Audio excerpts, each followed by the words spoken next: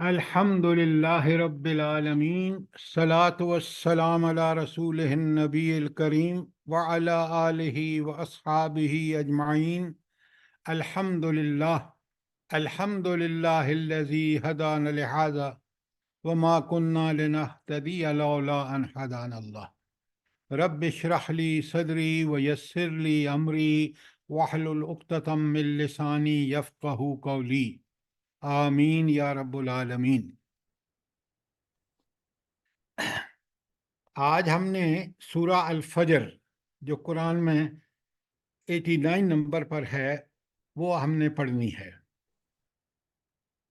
اور ہم نے کوشش کرنی ہے کہ ہم بات سمجھ کے اچھی طرح پڑھیں، کیونکہ یہ قرآن مجید اللہ تعالیٰ کی کتاب، اس میں جب اس کو سمجھیں گے تو آپ کی بصیرت اور ویژن میں اللہ تعالیٰ اضافہ فرمائے گا۔ آپ پوری کائنات کو سمجھ لیں گے، کائنات میں اپنی پوزیشن کو سمجھ لیں گے، پھر یہ کائنات کس مقصد کے لیے اللہ تعالیٰ نے بنائی ہے، اللہ تعالیٰ نے ہمیں کس مقصد کے لیے پیدا کیا ہے، وہ سب سمجھ آ جائے گا۔ جب یہ سمجھ آ جائے گا تو ہماری زندگی جو ہے وہ بالکل ٹھیک صراط مستقیم پہ آ جائے گی۔ لہٰذا سب سے پہلے تو میرا آپ سے سوال ہے کہ یہ قرآن نے بہت ساری آخری پارے کی صورتوں میں شہادتیں پیش کی ہیں۔ مثلاً آج بھی اگر آپ دیکھیں تو پہلی جو 3 آیات ہیں، نہیں بلکہ 4، وہ شہادتیں ہیں، گواہیاں ہیں۔ تو یہ گواہیاں اللہ تعالیٰ کیوں پیش کرتے ہیں؟ کیا مقصد ہے اس کا؟ یعنی اس لیے کہ حجت قائم ہو جائے کہ کوئی کہہ نہ سکے کہ ہمیں تک پیغام نہیں پہنچا۔ لا حول ولا قوت الا باللہ العلی۔ یہ کیا آپ بات کر رہے ہیں؟ سر جی یہ بہت بڑی نشانی ہے اللہ تعالیٰ کی۔ نہیں، یہ بھی نشانی تو ہے، لیکن ذرا بات کھول کے کریں تو پھر پتہ چلے گا۔ لیکن ہم نے سمجھنا ہے یہ سب باتیں، تاکہ ہمیں اپنی زندگی کا مقصد سمجھ آ جائے کہ اللہ تعالیٰ نے کوئی چیز بے فائدہ نہیں بنائی۔ آپ کی بھی بات آدھی ٹھیک ہے۔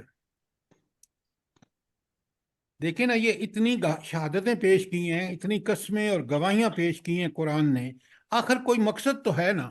کیا مقصد ہے؟ سارن کی اہمیت بتانے کے لیے۔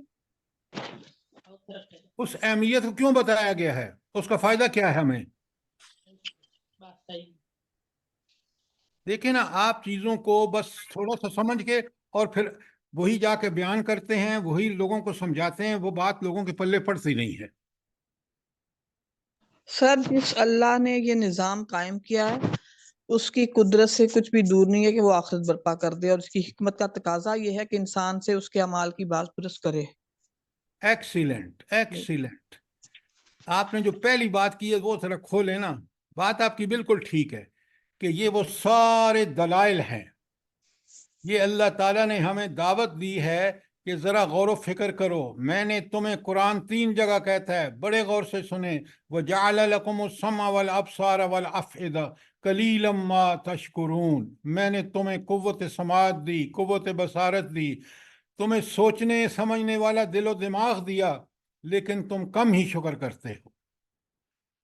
اب اگر اس بات کو ہم کھولیں کہ قرآن کی ان شہادتیں جو اللہ تعالیٰ نے کائنات سے ہمیں دی ہیں، جیسے آج بھی ہم دیکھیں گے، جب ان پر غور کریں تو بالکل جیسے انہوں نے کہا کہ انسان کو بڑا روزے روشن کی طرح جتنا غور کرتا چلتا ہے کھلتا چلا جاتا ہے کہ یہ کائنات کسی بڑے حکیم، بڑے دانا ہستی نے بنائی ہے، اور اس کائنات کے بنانے کے پیچھے کوئی حکمت ہے۔ وہ حکمت جتنا آپ غور کرتے چلے جاتے ہیں آپ کو وہ حکمت سمجھ آ جاتی ہے کہ یقیناً رب العالمین نے، جس کا یہ اتنا بڑا منصوبہ ہے، پوری کائنات، کہکشائیں، نباتات، جمادات، حیوانات، انسانات، جن میں سے بعض کی یہاں شہادت پیش کی گئی ہے، جب ہم ان پہ غور کرتے ہیں صاف نظر آتا ہے کہ یہ کسی کھلنڈرے کا کھیل نہیں ہے، یہ کسی عظیم ہستی کا جو علم اور عقل اور حکمت کے حوالے سے بالکل کامل ہے، اس نے یہ نظام بنایا ہے،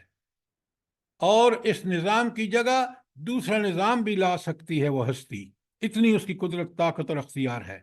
یہ دنیا آج اس طرح قائم ہے، اس کا ایک مقصد ہے، کل جب اللہ تعالیٰ اس کو قیامت برپا کر دیں گے، ایک دوسری دنیا شروع ہوگی آخرت کی، وہ سب اللہ تعالیٰ کی قدرت اور اختیار میں ہے. جیسے یہ ہمیں بتاتا ہے اللہ کہ یہ دیکھو، یہ زمین دیکھو، یہ آسمان دیکھو، یہ جو شہادتیں قرآن پیش کرتا ہے، یہ ہے اس کا مقصد کہ ان پر غور کر کے ہمیں اللہ رب العالمین کی ہستی کی عظمتیں، اس کی تخلیق کے جو اس نے ہمیں بتائے ہیں، وہ بالکل یقین پیدا ہوتا ہے.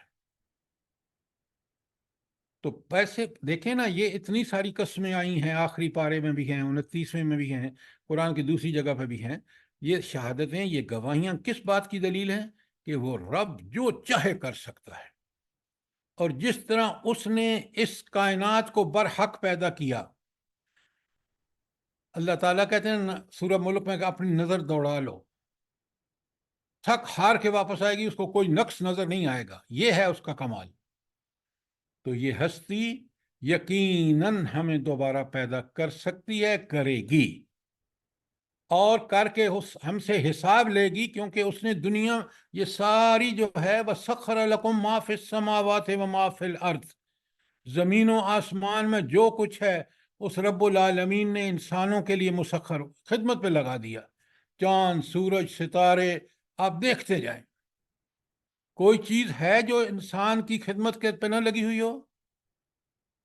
تو وہ اللہ ہم سے حساب لے گا. اس دنیا میں جو ہم نے ان چیزوں کے سے فائدے اٹھائے، جس طرح ہم نے دنیا کے اندر اللہ تعالیٰ نے ہمیں ساری صلاحیتیں، وَلَقَدْ خَلَقْنَا الْإِنسَانَ فِي أَحْسَنِ تَقْوِيمٍ، بہترین صلاحیتوں اور ذرائع اور وسائل سے کے ساتھ پیدا فرمایا. یہ ہے اس کا مقصد، اور اس کو سمجھیے. اور اسی طرح جتنی یہاں شہادتیں آئی ہیں، قسمیں اللہ تعالیٰ نے اٹھائی ہیں شہادت کے لیے، گواہی کے لیے، ان کو سمجھیے. کوئی سوال یہاں تک؟ ہمیشہ عقل مند آدمی جب بھی سوچتا ہے تو پہلے بولتا ہے تو پہلے سوچتا ہے جو بات میں کہہ رہا ہوں ٹھیک ہے یا نہیں. الٹ بات بالکل نہیں کہنی چاہیے. یہ اللہ نے عقل اور سمجھ اور بوجھ دی ہے، لہٰذا جب بھی ہم بات کریں ایسے ہی نہیں کہ زبان سے بول پڑے، نہیں، بلکہ سوچیں، سوچ کے تولیں اس کو، پھر بولیں. اور اگر ہمارے پاس قرآن و سنت کی دلیل ہو تو وہ سب سے اعلیٰ دلیل ہے، سب سے سچی اور پکی دلیل ہے. اب ہم چلتے ہیں سورہ فجر میں، اور ذرا غور سے سنتے جائیے جو میں نے ابھی تک آپ کو بتایا ہے کہ کیوں یہ اللہ تعالیٰ نے شہادتیں اور گواہیاں پیش کی ہیں.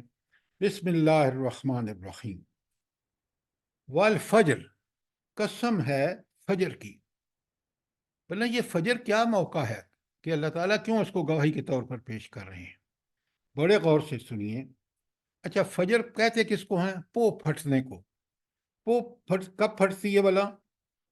جب رات اندھیری میں ایک مشرق کی طرف سے جو ہے وہ ایک روشنی اٹھتی ہے، گویا وہ سارا رات جو تاری رہتی ہے اس کے جانے کا وقت آ گیا، فجر آ گئی، کہ اب اس کے پیچھے ایک روشنی آئے گی، اس سفید لکیر کے پیچھے، اور دن چڑھ جائے گا.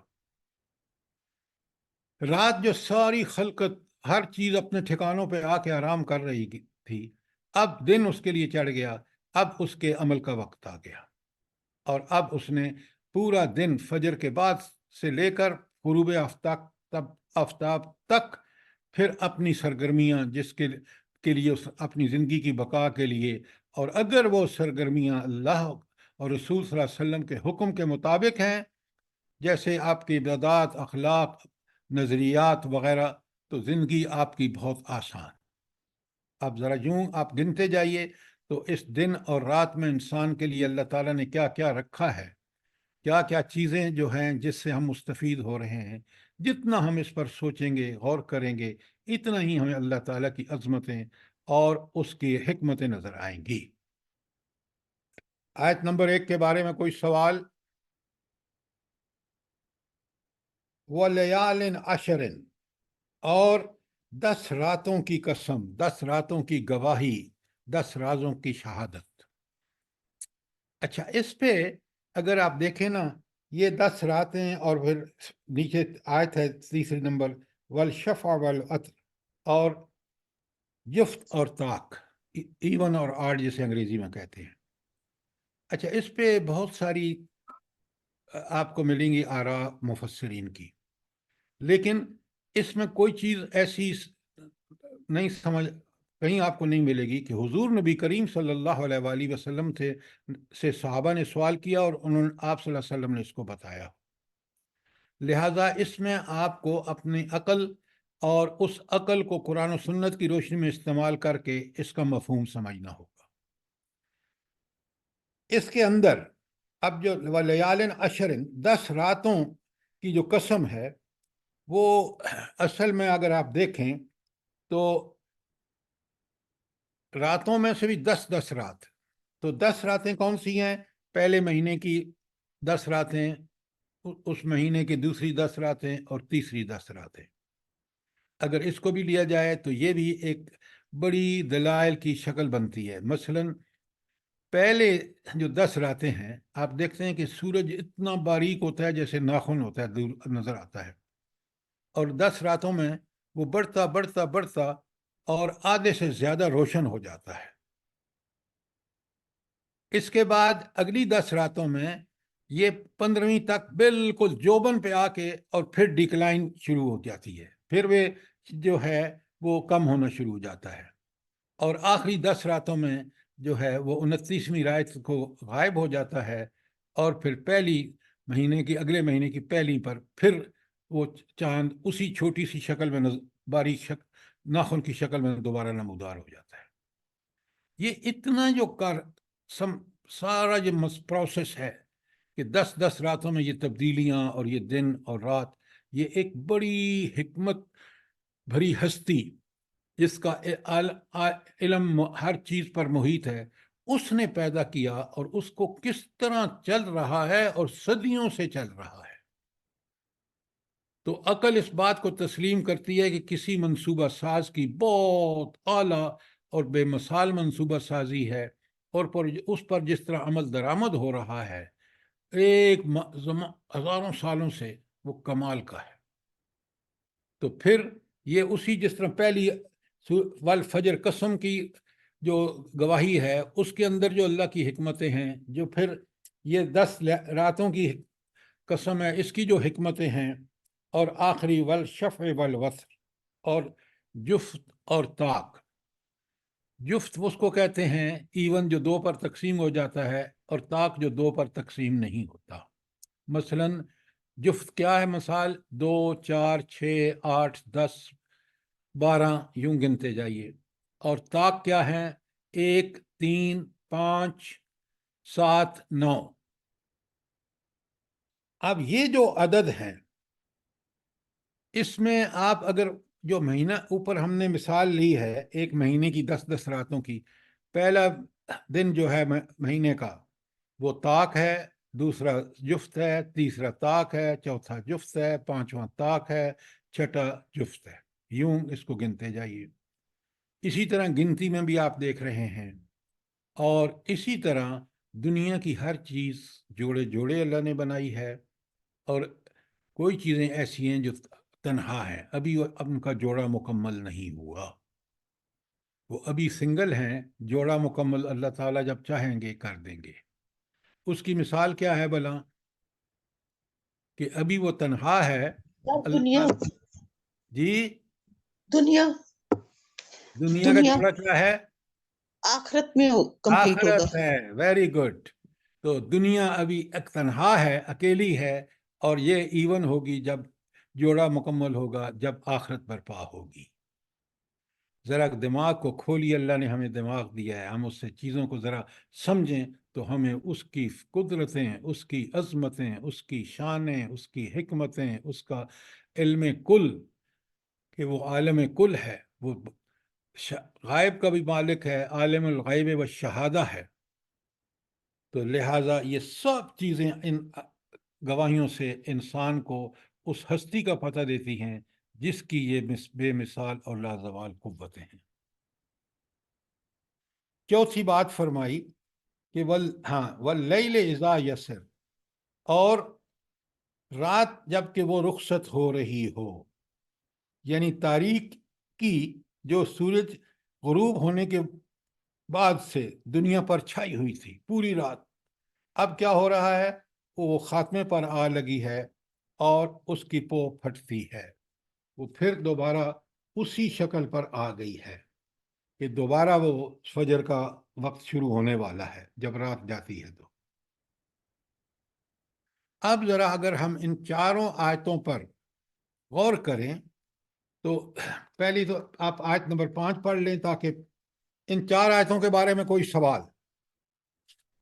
5ویں آیت میں اللہ تعالیٰ کہتے ہیں، ایک سوال کرتے ہیں، حل فی ذالک قسم الذی حجر، کیا اس میں کسی صاحب عقل کے لیے کوئی قسم ہے، کوئی گواہی ہے، کوئی دلیل ہے؟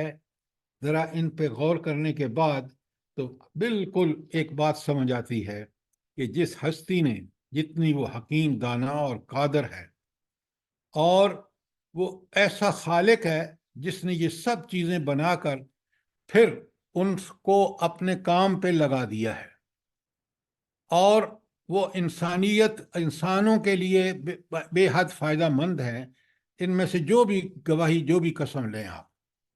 لہذا بات جو سمجھ آتی ہے کہ وہ اس کی لیے آخرت کو برپا کرنا کچھ بھی مشکل نہیں ہے۔ یہ ساری چیزیں اور ان کا اللہ تعالیٰ کے حکم کے عین مطابق عمل کرنے کا مطلب یہ ہے کہ یہ دنیا اللہ کی طاقت، قدرت، اختیار، عقل، اور جو عقل کا سرچشمہ اور حکمت کا سرچشمہ ہے، اس کے حکم کے مطابق چل رہی ہے۔ جب اس کا حکم ہوگا، کیونکہ انسان کی خدمت میں لگائی ہیں، اب انسان اس کے لیے جواب دہ ہوگا کہ اس نے اس کی دی ہوئی ساری صلاحیتوں، اس کی دیے ہوئے وسائل اور ذرائع اور اسباب کو کیسے یوز کیا۔ ایک دن ضرور اس کو حساب لینا چاہیے۔ آپ اپنے جب کسی کو سودا لینے بھیجتے ہیں، نوکر سے حساب لیتے ہیں؟ نہیں لیتے۔ آپ نے اس کو پیسے دیے ہیں نا کہ یہ چیزیں لاؤ، پہلے ان چیزوں کو دیکھتے ہیں۔ تو یہ عقل ہماری یہاں دنیا میں اس طرح تو کام کرتی ہے، آخرت کے حساب سے ہم کیوں انکار کرتے ہیں؟ جبکہ یہ ساری گواہیاں جو ہیں یہ بتا دیتی ہیں کہ وہ ہستی اس قابل ہے۔ اب بڑے غور سے سنیں، جو شخص انکار کرتا ہے نا، فرض جیسے کافر کہتے ہیں کہ بھائی یہ دنیا آپ سے آپ چل رہی ہے، وہ انکار کرتے ہیں، تو کیا وہ کوئی عقل کی بات ہے؟ عقل تو اس بات کی گواہی دیتی ہے کہ یہ نظام جس ترتیب اور جس ایکوریسی سے جس طرح چل رہا ہے، وہ قادر ہے کہ دنیا میں کوئی نظام بھی لائے۔ اگر اس نے قرآن میں بتایا کہ آخرت ہوگی تو آخرت ہو سر کر کسی کا مائک کھلا ہوا ہے اور یہ ڈسٹرب ہو رہے ہیں لوگ۔ ہاں، ذرا مائک اپنے بند رکھیں پلیز۔ اچھا، پہلی بات جو منکر ہے تو اس کا مطلب یہ ہے کہ وہ عقل کا اندھا ہے۔ اللہ نے جو عقل دی ہے وہ استعمال کر کے، یہ بالکل حقائق ہیں جو اللہ قرآن بیان کر رہا ہے، اور اللہ کو پورا اختیار ہے، اور جیسا کہ اس نے قرآن میں کہا ہے آخرت برپا ہو کر رہے گی۔ اچھا، دوسری بات یہ ہے کہ یہ چیزیں جو ہیں یہ ہمیں اس بات پر بالکل سوچ کر اس نتیجے تک پہنچا دیتی ہیں کہ لوگوں، دنیا ذرا، جس دنیا میں تم دنیاوی زندگی گزار رہے ہو نا، اس کو ذرا سمجھو کہ اس کی حکمتیں کیا ہیں، اس نے تمہیں کیوں بھیجا ہے۔ تو دنیا میں غرق نہ ہو جاؤ۔ یہ دنیا اس نے بنائی ہے، بڑی خوبصورت بنائی ہے، اور اس لیے بنائی ہے کہ تاکہ تم اس کے اندر رہ کر وہ سارے کام سر انجام دو جس کا اس نے آپ کو ذمہ دار بنایا ہے، جس کے لیے اس نے آپ کو خلیفہ اپنا بنایا ہے۔ یہ تو ہو گئی بات کہ ان قسموں کا نتیجہ یہ ہے کہ قیامت آئے گی، قیامت ہوگی، قیامت ہو کر رہے گی۔ تو یہ ہے اس سوال کا جواب کہ حل فی ذالک قسم الذی حجر، کیا اس میں کسی صاحب عقل کے لیے کوئی گواہی ہے، کوئی ثبوت ہے؟ کوئی سوال یہاں تک؟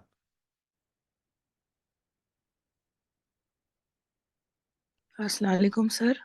وعلیکم السلام۔ سر اکثر ہمیں یہ سنا ہے کہ یہ بتایا گیا تھا کہ جو 10 راتیں ہیں وہ محرم کی ہیں، اور رمضان کیا میں نے پھر آپ سر کو یہ آپ پہلے 1 منٹ بجائے اس کے کہ آپ لمبا چوڑی بات کریں، میں نے آپ کو بتا دیا اس پہ مفسرین نے مختلف قسم سے طریقے سے غور و فکر کیا ہے.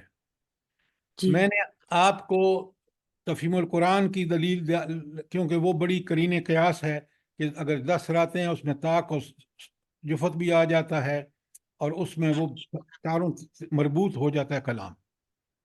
ٹھیک ہو گیا؟ جی سر. آگے کچھ سر اب ہمارا سر جی یہ میں فرمائیے. پوچھ سکتی ہوں کچھ؟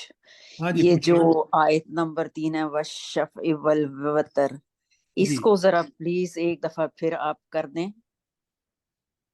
دیکھیے، ایک بات آپ اچھی طرح سمجھیں کہ دنیا کے اندر ہر چیز جوڑے جوڑے ہے، جفت ہے اور کچھ چیزیں طاق ہیں، ان میں سے ایک دنیا ہے، اس کا کوئی جوڑا نہیں ہے.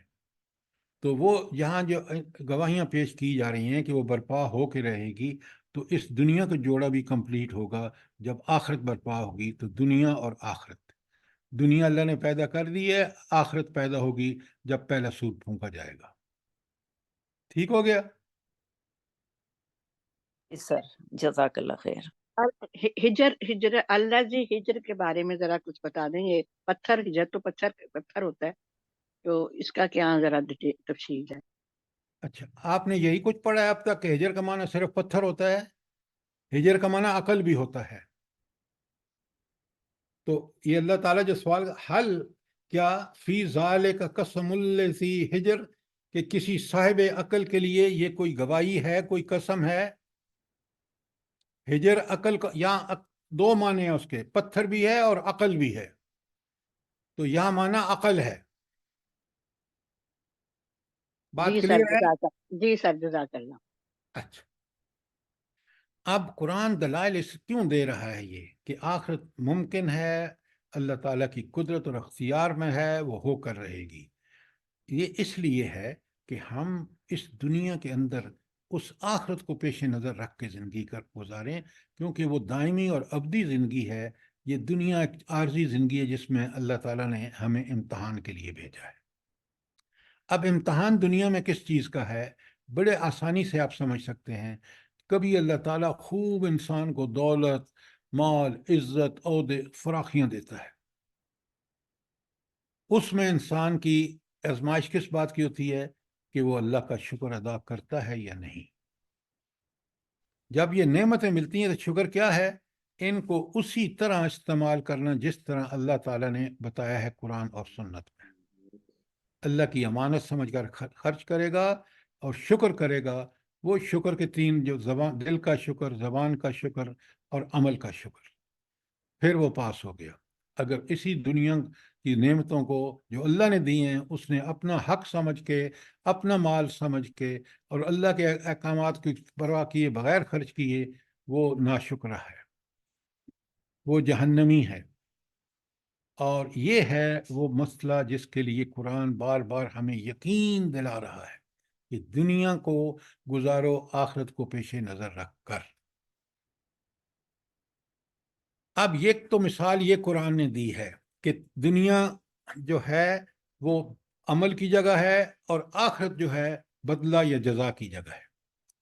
اچھا، دوسرا قرآن نے جو جس بات پہ زور دیا ہے وہ ہے تاریخ انسانی سے اس بات کا ثبوت دیا ہے کہ آخرت ہوگی اور سزا اور جزا ہو کے رہے گی. کیوں؟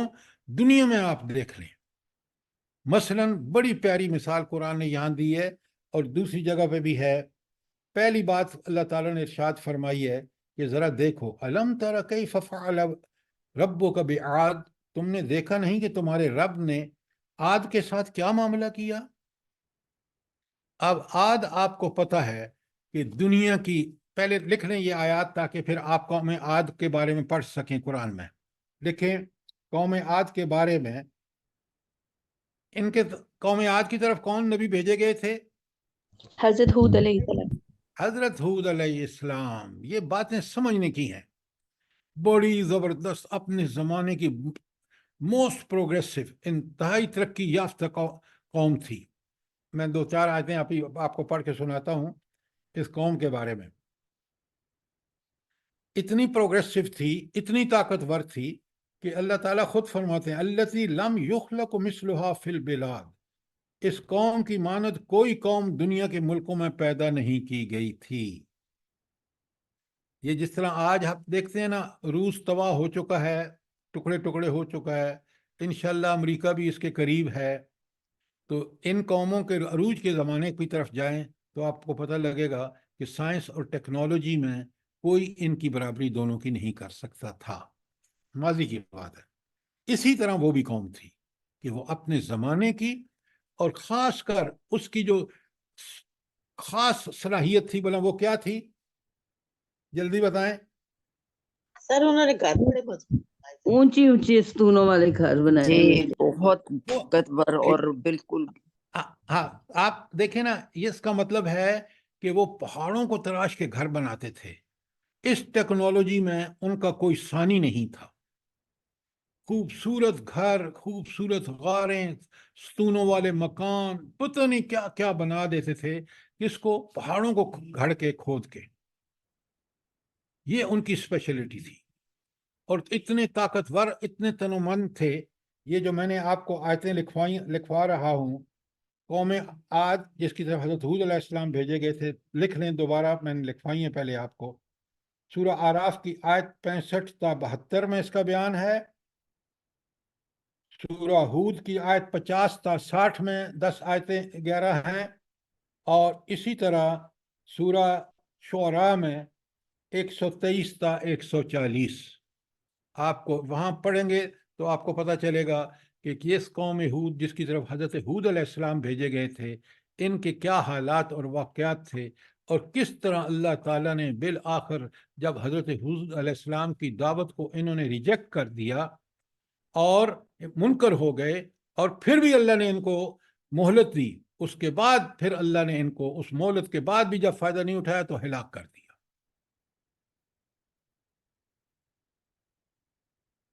تو بلا اللہ تعالیٰ کی اس مثال جو قوم عاد کے بارے میں، جن کی طرف ہود علیہ السلام بھیجے گئے تھے، جو اپنی اس کنسٹرکشن ٹیکنالوجی میں اپنا کوئی ثانی اس وقت نہیں رکھتے تھے، وہ دنیا کی سب سے ترقی یافتہ قوم تھی، اس کو اللہ نے ایسا برباد کیا کہ آپ ذرا ان آیتوں کو جو میں نے حوالے دیے ہیں وہاں جا کے پڑھیں۔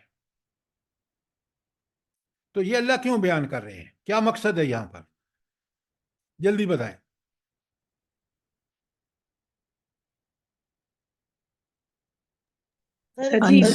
انذار یعنی ڈرا رہے ہیں۔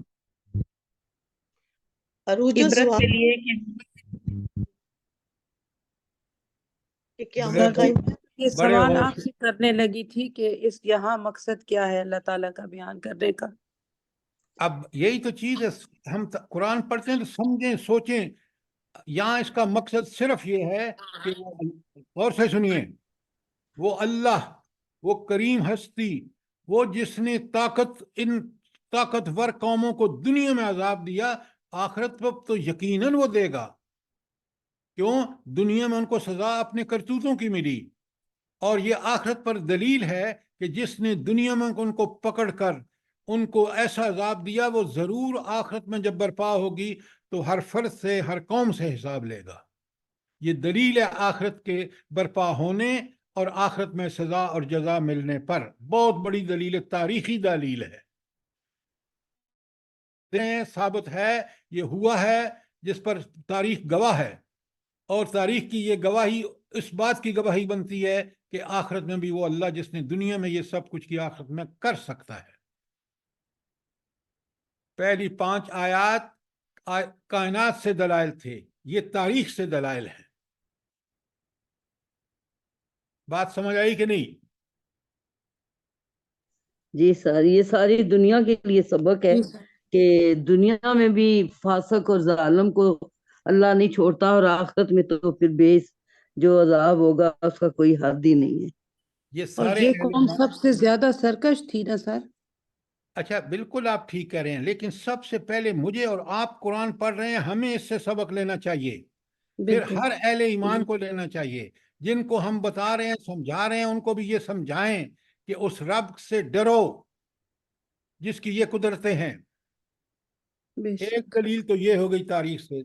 دوسری اچھا میں نے جو آیتیں جن کا میں نے وعدہ کیا میں اس لیے نہیں پڑھ رہا کہ میں نے آپ کو لکھوا دیا ہے قرآن کے 3 مقامات جس میں تفصیل سے اس قوم عاد کا ذکر آیا ہے، آپ نے ان کو پڑھنا ہے، وہاں سے پھر مزید اپنی چیزوں کو سمجھنا ہے. ٹھیک ہو گیا؟ اس کے بعد جی سر. قرآن بات کو سمجھانے کے لیے ایک مثال نہیں کئی مثالیں دیتا ہے. اب ہم آگے چلتے ہیں. یہ 3 آیتیں پھر میں پڑھ دیتا ہوں. بسم اللہ الرحمن الرحیم. الم تر کیف فعل ربک بعاد، تم نے دیکھا نہیں کہ تمہارے رب نے عاد کے ساتھ کیا معاملہ کیا. ارم ذات العماد، اونچے ستونوں والے عاد ارم کے ساتھ. وہ ایسے اونچے ستون کیونکہ وہ اس میں پہاڑ کھود کے پہاڑوں میں بناتے تھے، تو بڑے اونچے اونچے ستون، اونچے اونچے محل، اونچی اونچی عمارتیں، وہ سب اس میں کھود کے بنا لیتے تھے. یہ ٹیکنالوجی میں ماہر تھے. التی لم یخلق مثلها فی البلاد، جن کی مانند اللہ تعالیٰ نے قوم میں جس کی مانند کوئی قوم دنیا میں کے ملکوں میں اللہ تعالیٰ نے پیدا نہیں کی تھی. یہ اس کا حشر بتا کے اور ہمیں دنیا میں انسانوں کی تاریخ سے ثابت کر دیا کہ اللہ سزا دیتا ہے اور اس نے قوموں کو دی ہے.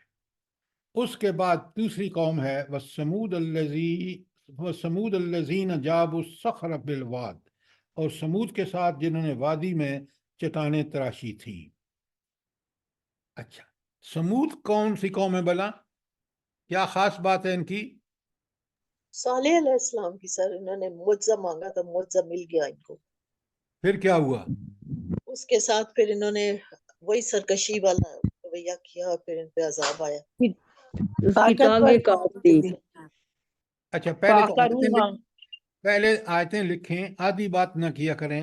اب آپ کے پاس ساری آیات میں دے رہا ہوں سورہ ان کی قوم سمود کے بارے میں، ان کو پڑھیں. میں پھر ایک مختصر آپ کا خلاصہ اس کا پیش کر رہا ہوں.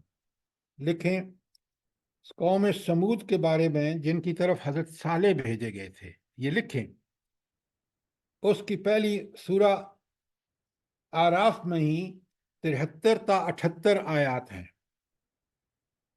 اس کے بعد قوم سمود کے بارے میں سورہ ہود میں 61 تا 68 61 تا 68 آیات ہے. اس کے بعد سورہ شعراء میں 141 سے لے کر 158 تک آیات ہیں. اور پھر ان کی مثال قرآن نے دی ہے سورہ قمر کی آیت کہ ان کو تباہ و برباد کیا گیا. سورہ قمر کی آیات 23 تا 34 میں. لکھ لیا آپ نے؟ جی سر لکھی. اچھا اب ذرا دیکھیں سورہ شعراء کی آیت ہے 141 تا 158. سر جی اعراف کے بعد کون سی صورت بتائی آپ نے؟ میں نے بتائی سورہ ہود کی آیت 61 تا 68.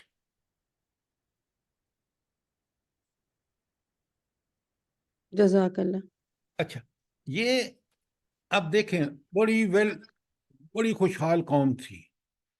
ایک پہاڑی کے دامن میں، یہ فوٹو آپ کو مل سکتے ہیں، میں نے اس کے فوٹو دیکھے ہیں اس میں تفہیم القرآن میں، اور جگہ بھی فوٹو مل جائیں گے. آپ اگر ویب سائٹ گوگل میں بھی جا کے سرچ کریں تو یہ سب مل جائے گا آپ کو. اچھا اب پہلے سنیں بات کو سمجھیں.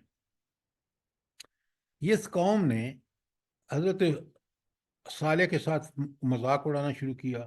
کہا کہ اچھا تم ایک معجزہ لے آؤ. تو اللہ تعالیٰ نے فضل فرمایا اور ایک معجزہ عطا کر دیا حضرت قوم سمود یعنی حضرت صالح کو. وہ معجزہ کیا تھا؟ وہ پہاڑ جس کے دامن میں ان کے کھیت تھے نا سارے، اس پہاڑ سے ایک اونٹنی چلی آ رہی ہے. وہ اللہ کا معجزہ تھا. اب حضرت صالح نے ان سے کہا تم منہ مانگا معجزہ تم نے مانگ لیا، اللہ تعالیٰ نے بھیج بھی دیا. اب اس کی کچھ شرائط ہیں. شرائط یہ ہیں کہ ایک دن یہ اونٹنی پانی پیے گی اور تمہارے جانور وہاں سے پانی نہیں پئیں گے. دوسرا، یہ جہاں چاہے چرے، تم نے اس کو کوئی ہاتھ نہیں لگانا، یہ اللہ کی اونٹنی ہے اور یہ معجزہ ہے، ورنہ تم پر عذاب آ جائے گا. اب قوم اتنی بدمست تھی اب نشے میں مال کے اور دولتوں کے کہ انہوں میں سے ایک بندہ اٹھا بدبخت اور اس نے اس کو اونٹنی کو مار ڈالا. جب مار ڈالا تو اللہ کا عذاب آ گیا اور وہ قوم ملیا میٹ ہو گئی. یہ دوسری مثال ہے تاریخ سے عاد کے بعد سمود کی، اور تیسری مثال آگے آ رہی ہے. کوئی سوال یہاں تک؟ سر جی سر یہ سوال تو نہیں ہے. اونٹنی سورہ شمس کی اونٹنی کیسے آیت نمبر 11 تا 15 ہے جو آپ نے ابھی بتایا. وہ سورہ شمس کی 11 تا 15 ہے. جی سوری، جی جی جو آپ نے ابھی. جزاک اللہ جزاک اللہ. یہ آپ لکھ لیں ذرا. یہ اس کی قمر کی نہیں ہے بلکہ کس کی ہے؟ شمس کی ہیں سر جی. کا شمس. جزاک اللہ. میں بھی اپنے سر یہ اونٹنی کا نشانی ہونا ذرا سمجھا دیں، کیا اس علاقے میں اونٹ نہیں تھے یا کیا بات تھی؟ دیکھیے ایک بات آپ سمجھا کریں، جب چیز اونٹ بڑا قدیم جانور ہے اور جی اونٹ تھا، یہ اونٹنی مثال تھی، یہ نمونہ تھا، یہ معجزہ تھا اللہ تعالیٰ کا.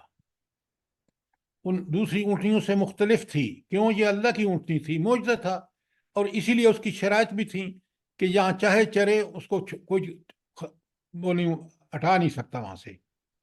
پانی ایک دن وہ پیے گے، دوسرے دن جانور پانی پئیں گے. اب جب معجزے مانگتے ہیں تو پھر اللہ تعالیٰ ان معجزوں کے ساتھ شرائط بھی شرائط بھی لگا دیتا ہے. آپ اس کو دنیا کی اونٹنی نہیں استعمال، یہ ایک فطرتی اونٹنی ہے، وہ معجزانہ اونٹنی تھی. یہ عین سارے اونٹ فطرت کے قوانین کے مطابق ہیں. اس کو اور پہاڑ سے نکل کے آئی تھی سر، پہاڑ سے نکل کے آئی تھی جہاں کوئی کسی کی اونٹ نہیں تھا. وہ بات اپنی جگہ درست ہے، لیکن دیکھیں یہ دنیا کا جو اونٹ ہے نا، یہ فطرت کا قوانین کے مطابق ہے. ایک بچہ اٹھا کے نکیل پکڑ کے جدھر مرضی لے جائے. وہ اتنی زبردست اونٹنی تھی کہ اس کو حکم تھا کہ کوئی اس جہاں چاہے چرے، کس کھیت میں چرے، کوئی اس کو روک نہیں سکتا. سر جی وہ ناقۃ اللہ تھی، ناقۃ اللہ تھی، اس لیے اتنی اہمیت تھی اس کی. میں تو آپ سے عرض کر رہا ہوں کہ اللہ کی اونٹنی تھی، وہ معجزہ تھا. اونٹ یہ بھی اللہ کے ہیں لیکن وہ خاص معجزہ تھا. اچھا، یہ دو مثالیں ہوں گئی تاریخ سے. تیسری مثال جو آج بھی زندہ ہے وہ ہے فرعون کی. ایک آیت اللہ تعالیٰ نے فرمائی ہے فرعون ذی الاوتاد، اور میخوں والے فرعون کی. کیا مطلب ہے؟ اتنے بڑے لشکر تھے اس کے کہ جہاں وہ خیمے لگاتے تھے نا اس فوجوں کو ٹھہرانے کے لیے، وہاں گویا میخیں تھی. یعنی اس کی طاقت جس کی بل پہ وہ اکڑتا تھا.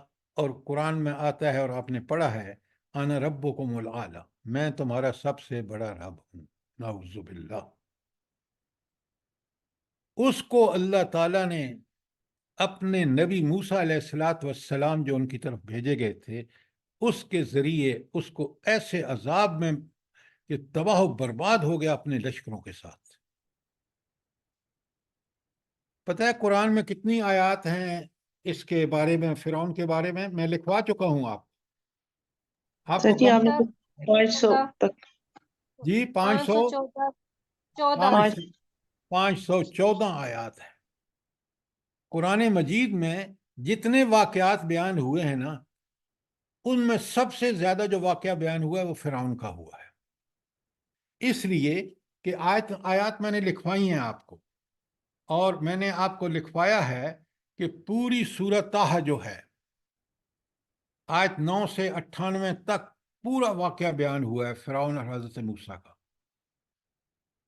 لہٰذا اس کو بڑے غور سے پڑھیں، سمجھیں، تاکہ آپ کو حوالے اگر چاہیں تو میں دوبارہ لکھوا دیتا ہوں، ورنہ آپ کے پاس لکھے ہونے چاہیے.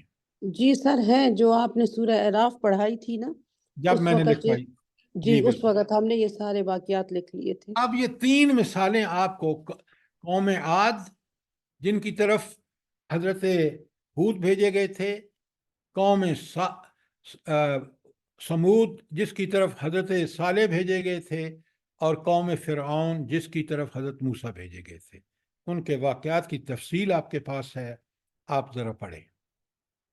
اب ان تینوں کے بتانے کے بعد اللہ تعالیٰ فرماتے ہیں الذین طغوا فی البلاد، یہ وہ لوگ تھے جنہوں نے دنیا میں بڑی سرکشی کی۔ 3 سرکشوں قوموں کے بعد یہ آیت ذرا نوٹ فرمائیں، کیا کیا انہوں نے؟ فَأَكْثَرُوا فِيهَا الْفَسَادَ، اور انہوں نے دنیا میں بڑا فساد مچایا۔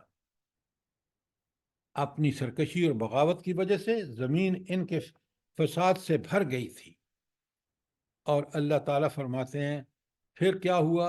فَصَبَّ عَلَيْهِمْ رَبُّكَ صَوْتَ عَذَابٍ، آخر کار تمہارے رب نے ان پر عذاب کا کوڑا برسایا۔ یہاں سے ایک چیز ذرا نوٹ فرمائیں، قرآن یہ بتا رہا ہے کہ یہ ہے اللہ کی سنت عذاب کے بارے میں۔ کیا ہے سنت؟ بڑے غور سے سمجھیے۔ قوم سرکشی اور بغاوت کرتی ہے، اللہ تعالیٰ اپنا نبی اور احکامات بھیجتا ہے، وہ دعوت دیتا ہے، اگر وہ قبول کر لیں اور تو اللہ تعالیٰ ان پر اپنی رحمتیں اور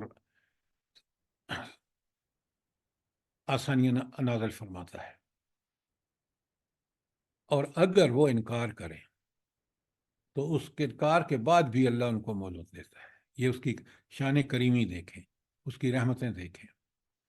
اگر وہ اس کے بعد بھی بات نہیں آتے پھر اللہ کا عذاب آتا ہے۔ یہ سنت ہے، اور ہمیں بہت ڈرنا اور خوف کھانا چاہیے کہ ہم نے اللہ سے وعدہ کر کے یہ زمین، یہ ملک پاکستان لیا کہ ہم اللہ کا دین نافذ کریں گے، ہم نے اللہ کے دین کو دور رکھ کے اور ہم نے ہر قسم کی بغاوت کی۔ اور جو لیٹسٹ ہے جو آپ دیکھ رہے ہیں کہ ہماری اسمبلیوں نے پاس کیا ہے، وہ ہے کون سا بل ہے بلا؟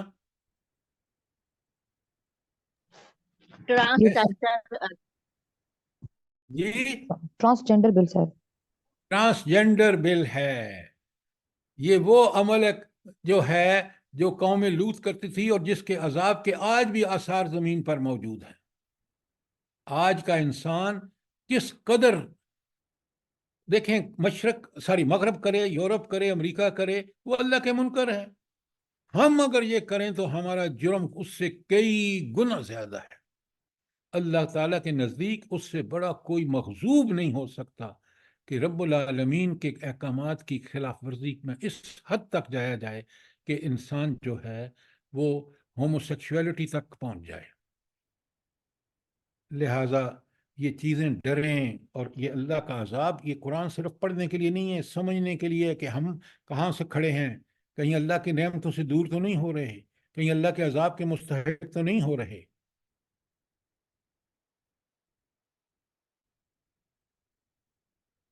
اور جو 14ویں آیت ہے نا، کمال ہے۔ اللہ رب فرماتے ہیں ان ربک لبالمرصاد، تو تمہارا رب گھات لگائے بیٹھا ہے۔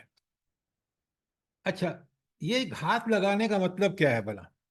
آسان سمجھو، بتائیے کہ اللہ گھات لگائے بیٹھا ہے، کیا مطلب اس کا؟ کہ جو بھی انسان نافرمانی کر رہا ہے وہ اپنے انجام سے غافل ہے اور بے فکری کے ساتھ وہ آخر اس مقام سے گزر جائے گا اور اچانک اللہ تعالیٰ اس کو پکڑ لیں گے۔ بالکل آپ نے ٹھیک کہا، میں ذرا اس کو اور کھول کے بیان کرتا ہوں۔ ہم نے ابھی تک آفاق سے نشانیاں پڑھی ہیں، پہلی 4-5 آیت میں، پھر تاریخ کی گواہی پڑھی ہے، اور ہمیں بالکل واضح ہو گیا کہ اللہ تعالیٰ کا عذاب، اللہ تعالیٰ ہر چیز کو بڑا مائنیوٹلی، بڑا باریک بینی سے اس کا دیکھ رہا ہے، اور اس کا حکم کسی وقت بھی آ سکتا ہے۔ کیوں؟ وہ سمیع، بصیر، علیم، خبیر، عالم الغیب اور علام وہ ہے، دلوں کے رازوں تک جانتا ہے۔ ہماری جو سوچ ہے، فکر ہے، اس کے بارے میں بھی اس کو خبر ہے۔ اس کا مطلب ہے کہ وہ ہستی پوری طرح واچ کر رہی ہے، پوری دنیا کو بنا کے غائب نہیں ہوگی جیسے کافر کہتے ہیں۔ وہ دنیا بنا کے، اس کو چلا کے، اور اس کے پوری طرح نگرانی کر رہی ہے، اور وہ ایسے ظالموں کے گھات میں لگائے بیٹھی ہے۔ کہ گھات کا مطلب یہ ہوتا ہے کہ جو ہی شکار سامنے آئے گا، جب یہاں اللہ کا جب حکم ہوگا وہ قوم برباد ہو جائے گی، لیکن اس سے پہلے اللہ تعالیٰ یہ پروسیس ضرور پورے کرتے ہیں تاکہ حق کے ساتھ معاملہ ہو۔ وہ کیا ہے؟ نبی بھیجتے ہیں، کتاب بھیجتے ہیں، پھر اس قوم کو موقع دیتے ہیں، نبی پیش کرتا ہے، مانتے نہیں ہیں پھر بھی مہلت دیتا ہے، اور اس کے بعد اگر اس کو انکار کرتے ہیں تو پھر عذاب آتا ہے۔ یہ تاریخ اٹھا کے دیکھ لیجئے، ان تینوں صورتوں کو جو میں نے آپ کو بتایا ہے، سورہ آراف، ہود، اور اس میں تفصیل سے چیزیں معلوم ہوتی ہیں سورہ شعراء میں، وہ پڑھیں سمجھیں تاکہ ہمیں پتہ چل رہے کہ ہم دنیا میں زندگی بڑے ہوش سے گزاریں کہ رب گھات میں بیٹھا ہوا ہے اور اس کا وار کبھی خالی نہیں جاتا۔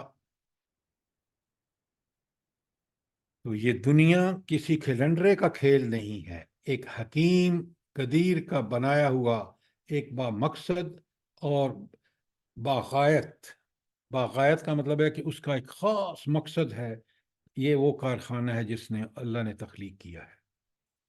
تو اس کی ایک ایک چیز کے ساتھ اس کے خالق کا جو تعلق ہے، اس کے اندر قوموں کے فال، رائز اینڈ فال، یعنی اس کی کامیابی اور ناکامی کا جو ضابطہ اس نے جاری کر رکھا ہے، وہ اس بات کی شہادت دیتا ہے کہ ایک روز وہ ہونی چاہیے، روز جزا ہونا چاہیے، جہاں بروں کا برائی کا معاملہ کیا جائے اور نیکوں کے ساتھ بھلائی کا معاملہ کیا جائے۔ یہ وہ چیز ہے جس کے لیے دنیا برپا کی گئی ہے، اور اسی کو ہمیں سمجھنا چاہیے اور اسی کو پیش نظر رکھ کے زندگی گزارنی چاہیے۔ آیت نمبر 14 تک کوئی سوال ہو جو ابھی تک ہم نے پڑھی ہیں، بہت اہم، قرآن کا ہر حصہ اہم، ہر آیت اہم ہے، لیکن یہاں آپ نے دیکھا ہے کہ قرآن نے پہلے آفاق سے دلائل جو وہ گوائیاں ہیں، قسمیں ہیں، شہادتیں ہیں، پھر تاریخ سے ہمیں ثابت کر دیا ہے کہ اللہ تعالیٰ بالکل نظر رکھے ہوئے ہے، اور اس کا وہ جب پروسیس پورا ہوتا ہے، نبی آتا ہے، دعوت دیتا ہے، پھر اس دعوت کو جو قبول کر لیتے ہیں ان کی اللہ تعالیٰ کس طرح پورا نبی کریم صلی اللہ علیہ وسلم کا دور مکی دیکھ لیں، پھر کس طرح کامیابیاں حاصل ہوتی ہیں، مدنی دور دیکھ لیں، آخر میں وہ دین غالب ہو جاتا ہے۔ اور یہی آج بھی پروسیس ہے۔ اللہ تعالیٰ مجھے، آپ کو اور اس ملک کے حکمرانوں کو اس کی توفیق عطا فرمائے۔ آمین ثم آمین سر۔ کوئی سوال، کوئی چیز کلیئر نہ ہوئی ہو؟ سر اللہ تعالیٰ فرماتے ہیں اے معلوم انہو کان بہی بصیرا، کرتے جاؤ جو مرضی ہے اللہ کی۔ اچھا، یہ اللہ تعالیٰ نے کیوں کہا کرتے جاؤ جو مرضی ہے؟ اس لیے کہ اللہ تعالیٰ نے آزادی دی ہے، محدود آزادی ہے، اختیار ہاں ہے۔ بالکل، یہ بات سمجھنی چاہیے۔ اللہ تعالیٰ اس لیے کہہ رہے ہیں کر لو جو کچھ کرنا ہے، کیونکہ آزادی میں نے تمہیں دی ہے، محدود آزادی جس کی آپ ذکر کر رہے ہیں۔ لیکن یہ بات یاد رکھنا، جب میں کسی قوم کو سزا دینا چاہتا ہوں کوئی روک نہیں سکتا، اور میں سزا بالکل برحق دیتا ہوں۔ اچھا، کوئی اب اگر کوئی سوال اور کامنٹس نہیں ہیں تو ہم آگے چلتے ہیں۔ السلام علیکم۔ وعلیکم السلام ورحمۃ سوال ہے جی۔ یہ جو لفظ استعمال ہوا ہے آیت میں کہ اللہ تعالیٰ گھات لگا کے بیٹھا ہوا ہے، تو گھات کا لفظ جو ہے اس کے پازیٹیو میننگ بھی ہے اور نیگیٹو میننگ۔ مثلا جیسے دہشت گرد جو ہیں کسی گھاٹی میں گھات لگا کے بیٹھتے ہیں نقصان پہنچانے کے لیے، تو اس کا بھی لفظ ہم گھات استعمال کرتے ہیں۔ تو اس کا پازیٹیو پہلو جو ہے گھات کا، وہ کس طرح ہے؟ مطلب وہ بھی سمجھ آتی جیسے اگر اسلامی فوج ہے اس نے کوئی کافروں کی فوج پہ چھاپا مارا ہے، گھات لگا کے نقصان پہنچایا ہے، تو وہ تو پازیٹیو میننگ میں آ گیا۔ دہشت گردی والی گھات نیگیٹو ہو گیا۔ تو یہ اس کا مطلب یہ لفظ بعض اوقات جو ہے وہ نیگیٹو میننگ ذہن میں جو ہے ڈالتا ہے۔ تو اس کی کرنل صاحب، آپ بڑی لمبی بات کر رہے ہیں۔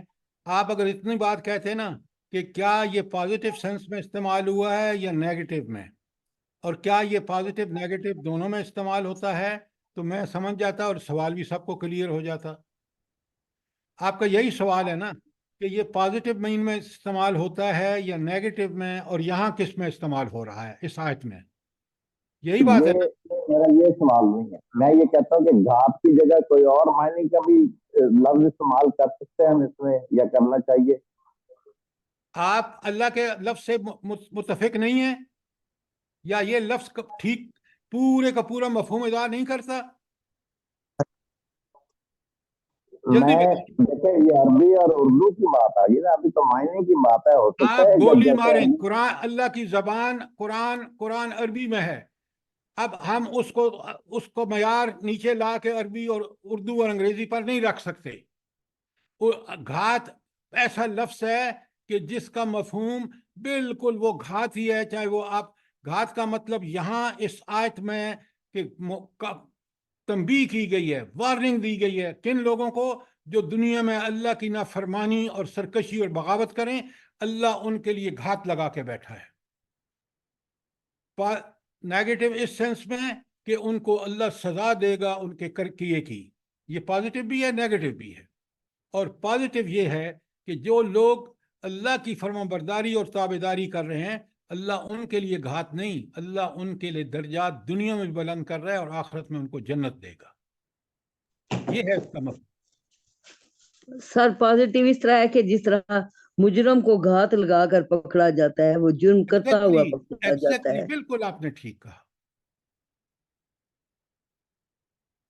अल्लाह ताला ने कुरान में जो लफ्ज इस्तेमाल किया है ना, आप देख लें, अरबों को चैलेंज किया, उनकी जबान में कुरान नाजिल हुआ कि ले आओ ऐसा कलाम बनाकर, वो नहीं ला सके। क्यों?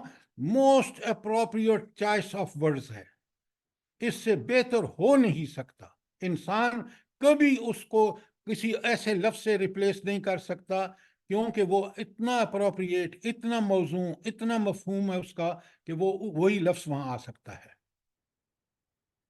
सर जी एक बात के पीछे मुजरिमों ही का जिक्र आ रहा है, इसलिए आगे यही लफ्ज इस्तेमाल होगा उनके लिए। बिल्कुल ठीक। अच्छा, अब हम आगे सर चलते जी हैं।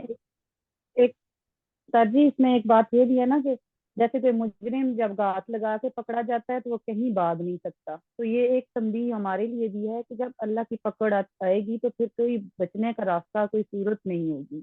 बंदे घात लगा के बैठते हैं तो लोग बच जाते हैं। जब अल्लाह ताला घात लगाए होता है तो वो बंदा कहीं बच के नहीं जा सकता, कोई बचा नहीं सकता। बंदों की घात और अल्लाह की घात में जरा फर्क समझें। कभी बंदों की बात पर अल्लाह को क्यास ना करें। अल्लाह की ताकत और कुदरत और अल्लाह की पकड़, अल्लाह की निगरानी बंदों जैसी नहीं है। बात समझ आई कि नहीं? रब जी का सर। रब का तकाबुल बंदों से नहीं कर सकते। बंदा कितना महदूद, अपने सांस का मोहताज, रब कितना बाख्तियार। अच्छा, अब आगे चलते हैं। 53 हो गए हैं। हाँ, 8:53 हो गए हैं। और ये मजमून जो है आगे, ये एक इंसान का मुगालता है जिसके बारे में ये आयत 15 और 16 हैं। मैं चाहूँगा कि कल मैं इसको खोल के आपके सामने बयान करूँ, और आज हम यहाँ रोक कर अगर कोई सवाल है, आगे देखें, आप पढ़ के आया करें तो इंशाल्लाह आपको बहुत फ़ायदा होगा। कुरान जिस तरह ये चीज़ें बयान कर रहा है ना, देखें अभी अब तक हमने जो दो चीज़ें पढ़ी हैं, दो ही मजमून पढ़े हैं। एक कि कायनात से अल्लाह ताला शहादतें पेश कर रहा है, कायनात की चीज़ों की, उसे कहते हैं कायनात की दलाइल। दूसरा, तारीख जो इंसानों के सामने है, उससे कौम आद, कौम समूद, कौम फ़िरौन की मिसालें पेश करके अल्लाह ताला ने बताया है कि ये अल्लाह दुनिया में इन कौमों को सज़ा आपके सामने दे सकता है। तारीख इसकी गवाह है। वो आखिरत में भी सज़ा और जज़ा का मामला बिल्कुल होकर रहेगा। अब इंसानों का एक मुगालता है जिसका बड़ा अच्छा अल्लाह ताला ने उसको खोल के बयान किया है। मैं इंशाल्लाह कल आपके सामने बयान करूंगा। कोई सवाल, कोई चीज़ क्लियर ना हुई हो? सर मेरा एक क्वेश्चन है। जी फरमाइए। सर ये जो कौमों के नाम हैं जैसे कौम आद, कौम समूद, तो ये उनकी किसी स्पेशलिटी पे रखे गए हैं या किस बिना पर रखे गए हैं? آپ مجھے یہ بتائیں پاکستانی قوم کا نام کس بنیاد پر رکھا گیا ہے؟ بھائی ہم اپنے آپ پاکستانی قوم کہتے ہیں نا، حالانکہ یہ قوموں کا تصور جو ہے مسلمانوں میں اسلام پہلے ہے قوم بعد میں ہے، لیکن بالکل جس طرح قوم ہندو قوم ہے، مسلمان قوم ہے، اسی طرح ان کے نام تھے قوم عاد، قوم سمود، اور اس کی طرف جو پیغمبر بھیجا گیا اس کا ہمیں پتہ ہونا چاہیے کہ انہی میں سے حضرت اللہ تعالیٰ نے قوم عاد میں سے حضرت ہود کو بھیجا. تو اس لیے ناموں پہ مت جائیں، اس سے ہدایت حاصل کریں. نام آپ کو پتہ ہے، جیسے میں نے ابھی آپ کو بتایا کہ بھئی یہ عرب قوم کا ہے، یہ آپ کا اردو سپیکنگ ہے، یہ سب تفریقیں انسانی ہیں. اس میں وقت ضائع کرنے کی کیا ضرورت ہے؟ ہدایت کے پہلو کو پکڑے. اور کوئی سوال؟